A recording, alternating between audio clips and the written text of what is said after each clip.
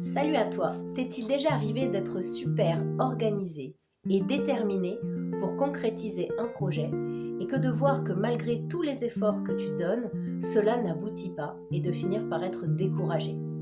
Si c'est le cas, si cela t'est déjà arrivé, alors reste avec moi car je vais te transmettre une clé magique pour contourner les obstacles qui se dressent sur le chemin. Salut à toi, je me présente, je m'appelle Stéphanie, je suis élève et enseignante de la tradition essénienne.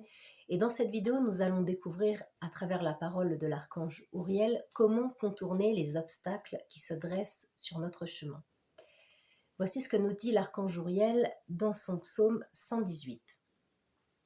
L'homme a toujours voulu que tout arrive comme il l'a décidé. Il pense que sa vision est la meilleure, mais il est loin d'être sage. Alors quand l'archange dit l'homme, il parle de l'homme en général dans sa nature qui lui est propre, dans sa nature mortelle, qui bien souvent entreprend un projet, va avoir raison, croit qu'il sait exactement de la manière dont il faut procéder. Et donc, ce qu'il veut nous dire, c'est que quelque part, il faut être capable d'avoir une gymnastique de l'esprit, être capable d'adopter différents points de vue. Par exemple, vous prenez un photographe, si le photographe prend en photo uniquement le sommet de la montagne, ben, quelque part, son image est incomplète. C'est un point de vue qu'il prend. Mais on voit que dans l'art de la photo, un même paysage, une même personne peut être prise sous plusieurs angles de vue. Et donc, ça veut dire que quand on a un projet, il faut être capable de se déplacer dans sa pensée, dans ses points de vue, pour voir qu'il n'y a pas forcément que notre point de vue qui est bon, mais prendre de la distance.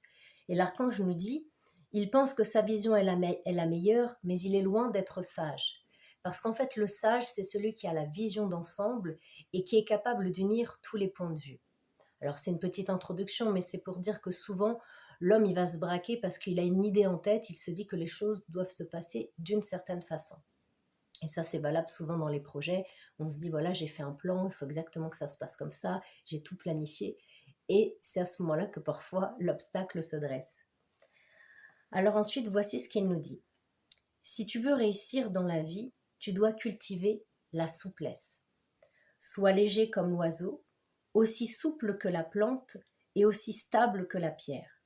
Sache danser face aux influences et énergies du monde afin que rien ne puisse t'attraper et te figer.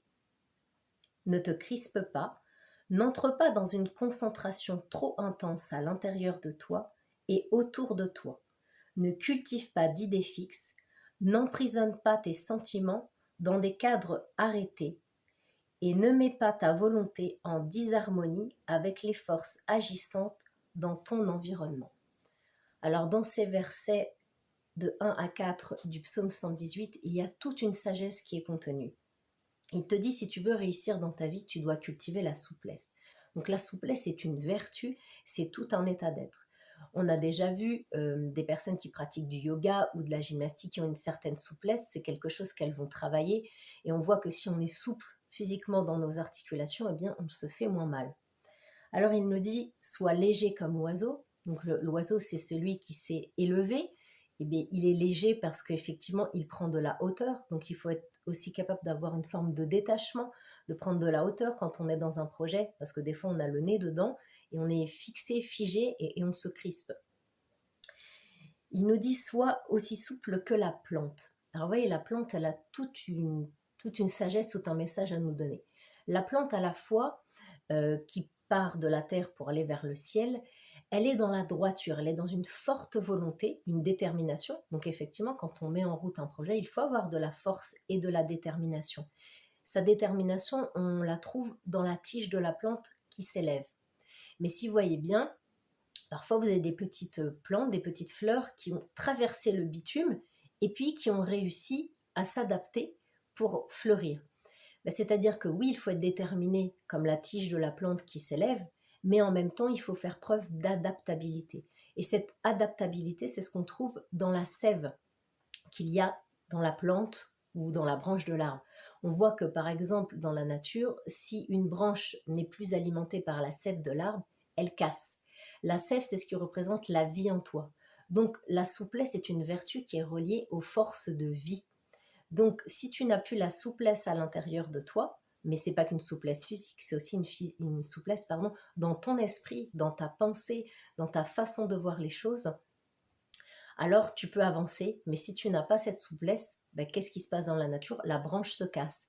Donc toi, en l'occurrence, si tu n'as pas la souplesse dans tes projets, eh bien, tu vas t'énerver, tu vas te crisper, tu vas tout abandonner parce que justement, il n'y aura plus la sève, il n'y aura plus la vie qui circule. Et cette souplesse, on la trouve aussi, par exemple, avec l'eau de la rivière.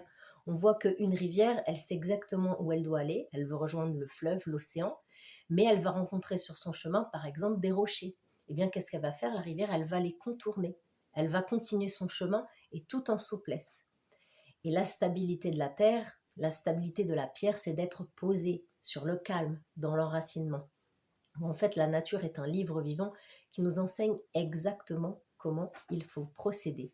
Et donc, toutes ces vertus-là, toutes ces capacités liées à la souplesse, à l'adaptabilité, sont vraiment des clés lorsque tu as un projet à mettre en œuvre, parce qu'effectivement, il y aura des obstacles qui vont se dresser. Et si tu n'as pas en quantité suffisante la vertu de la souplesse, eh bien, tu risques de craquer, d'abandonner et d'être découragé.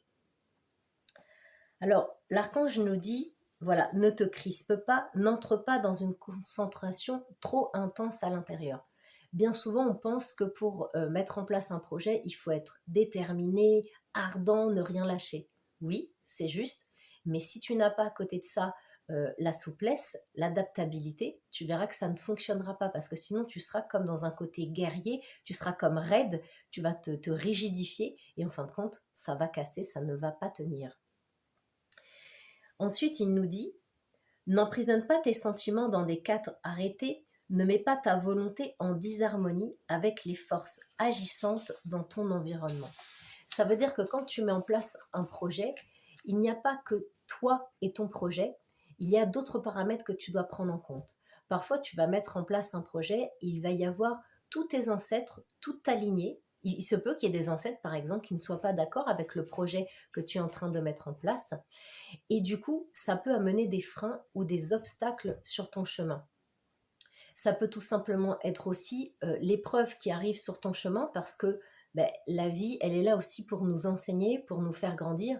Et parfois, dans ton projet, quelque chose va se présenter tout simplement parce que c'est quelque chose que tu vas devoir dépasser. Et en ça, il y a une sagesse parce que souvent, on se dit, j'ai un projet, ça doit se faire dans tel timing. Ça, c'est l'idée de l'homme dans son monde mortel. Mais on voit que dans la vie, il y a des épreuves et c'est pas forcément toi qui décides à quel moment tu vas être éprouvé. Donc prendre ce paramètre en compte, c'est important. Et il y a aussi la dimension du karma. Tu peux tout à fait avoir un karma, donc une cause et effet de cette vie-là ou d'une vie passée, qui fait que tu rencontres une épreuve supplémentaire sur ta route. Et donc c'est en ça qu'il dit l'archange qu'il ne faut pas entrer en disharmonie avec les influences qui sont dans notre environnement, c'est-à-dire que tu dois rester souple parce qu'il y aura des choses qui forcément vont se présenter.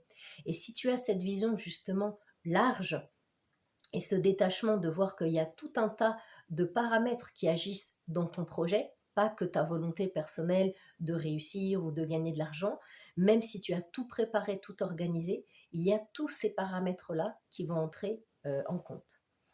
Alors voici ce qu'il nous dit ensuite sur la souplesse.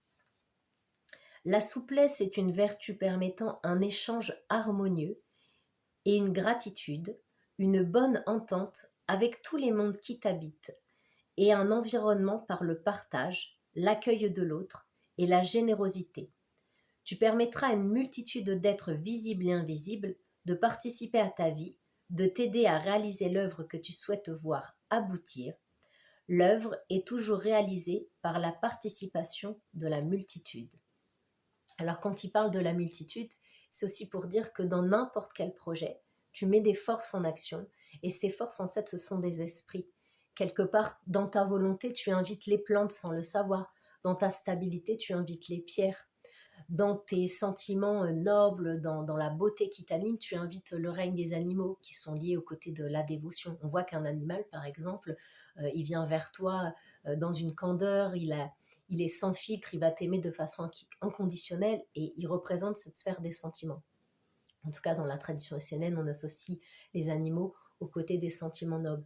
Et c'est pour dire que dans ton projet, dans ta souplesse, dans ta capacité à contourner les obstacles et être finalement dans l'accueil de ce qui se présente. Sans le savoir, tu fais participer plein d'esprits. Sache que tu fais participer aussi ta lignée, tes ancêtres, tous les esprits qui sont dans ton environnement, dans ton pays. Donc voilà, tu ne fais jamais rien tout seul, tout le monde participe à l'œuvre. Donc la clé de la réussite pour un projet, c'est à la fois d'être déterminé, ardent, constant, tout en sachant s'adapter à tout ce qui se présentera sur notre chemin. Et bien sûr, une bonne préparation. Je te dis à très bientôt pour une prochaine vidéo sur la Bible essénienne. Bientôt.